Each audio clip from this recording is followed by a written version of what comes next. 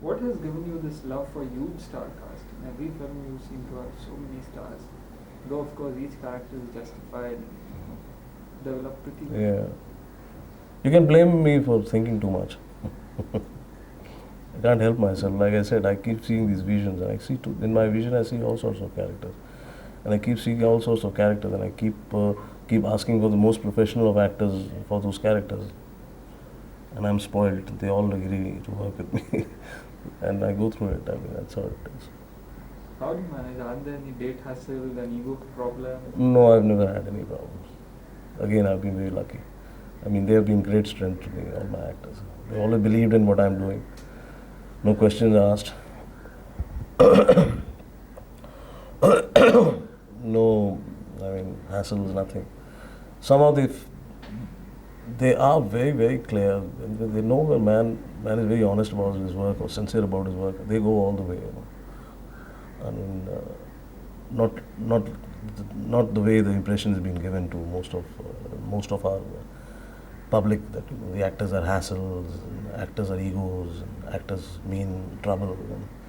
Not at all. I think actors go all the way with you the moment they know that they hear some sincere or honest work happening, and something which they're very clear about, and they know and they believe in that director being very clear about what he's doing.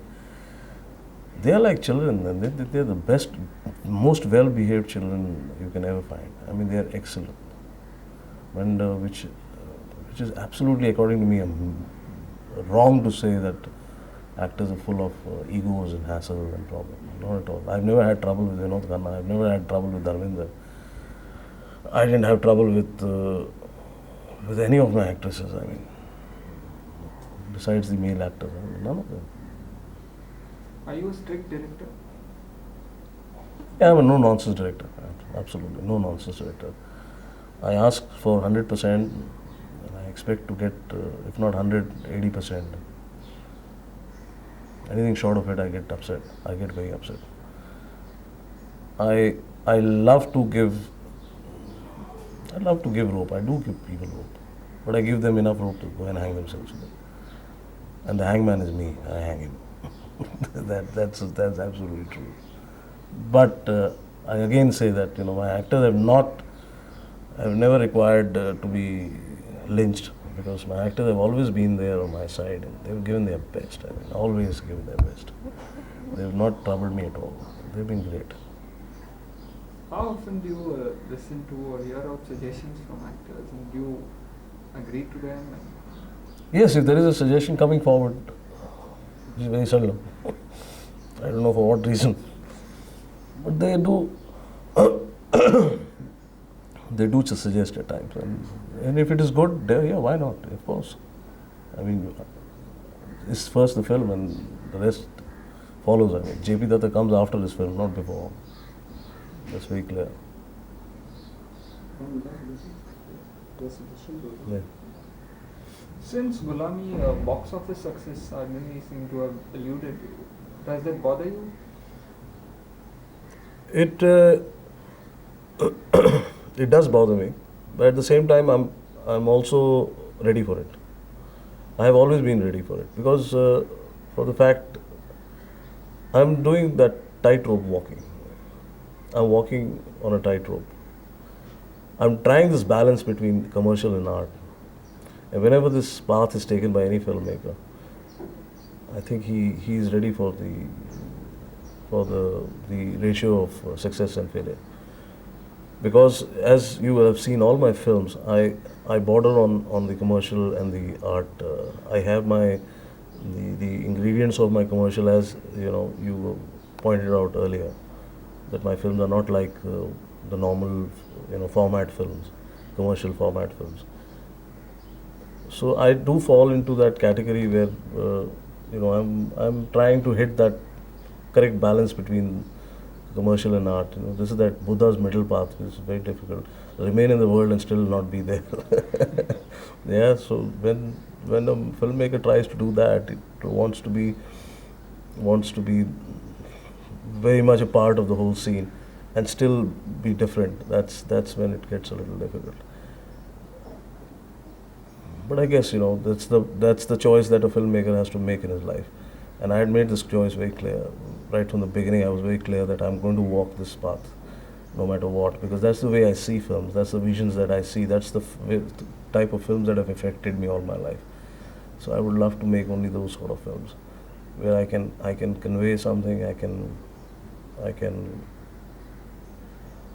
I mean, it just falls into that what we call, I hope what we call is good cinema. Does the thought ever strike you, what did Gulami have that a Batwara didn't, or a Yatim didn't, or Hatyar didn't?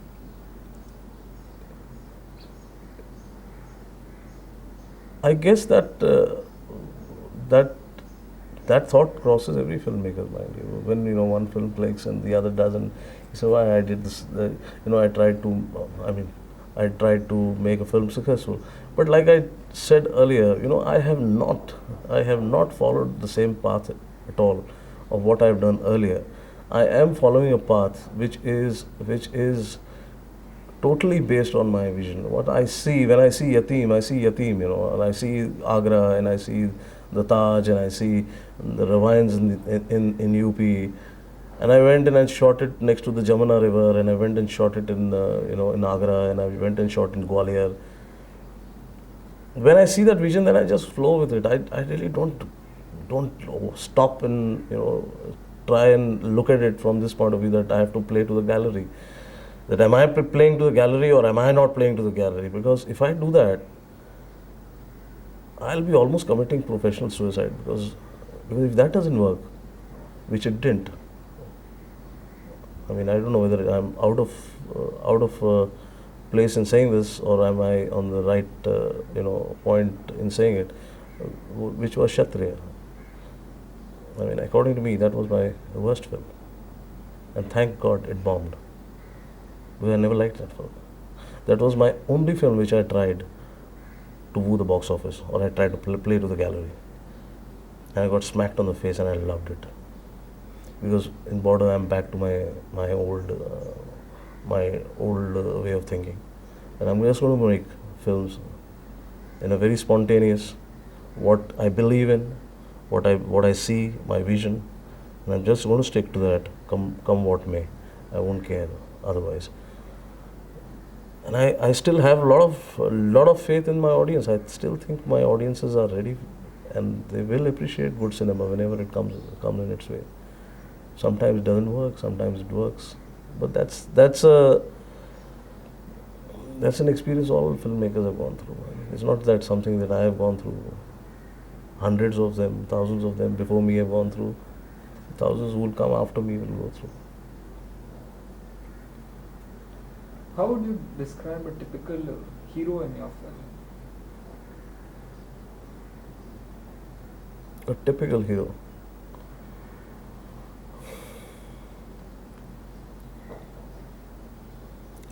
I feel all my films, my typical hero has been the director's mouthpiece. Whoever has said what I have to say, and through the character that I've said it, that's the hero of the film.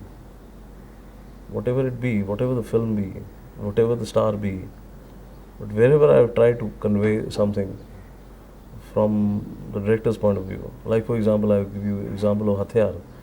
Hatyar, there was a scene where Kulbhushan lies down in the bed and he says, "What has the world come to?" No child wants to play with clay toys anymore. Nobody wants to play with a ghoda, hathi. They want guns. So my hero remains at that time, at that particular point. That's my hero. That's my typical hero, because what he's conveying is what the film is all about. Which has been your favorite film from your works? Hatyar. Hatyar has been my favorite. I'm very sorry that it just didn't work at all. It was my biggest disaster at the box office, and it was my best.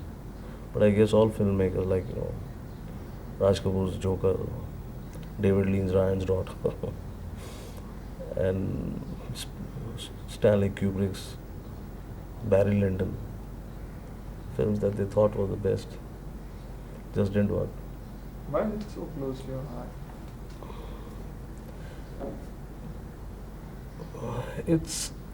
I felt it was a very complete film.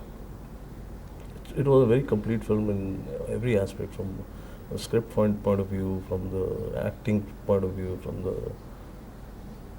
from all aspects. Music hardly had anything to do with that film. So the music really didn't help me. But I was not banking on that at all. But I felt the performances of Chintu, Sanjay Dutt, Dharmender was absolutely outstanding. I mean, Dharamji has never done such an underplayed role, besides the social films that he used to do earlier. Films like Anupama and things like that. But as a Don, playing a mafia, he really did a terrific job of it. And so did Sanju. I mean, he was fantastic. And I thought it was a very gut film, very gut film, in the sense that it really, it almost looked straight into the audience's eyes and told them what reality was all about and what we were all about. And maybe that's what kept them away, because they couldn't take it. You don't seem to follow set formulas of Hindi filmmaking. Hindi filmmakers have this pattern, Yes. 6 songs and this thing and that thing, and they have this very rigid and set pattern of making. How would you comment on that? No, I do not follow any set pattern, because I follow only my vision. What I see in my vision, I follow that. I see a film, I see that film from one scene to the other, the transit of the entire film from the first frame to the last frame. I'm very clear on my frames that I see, the vision that I see of my frames, of my visuals. I'm very, very clear on my subject, on my characters. I see the characters against a background.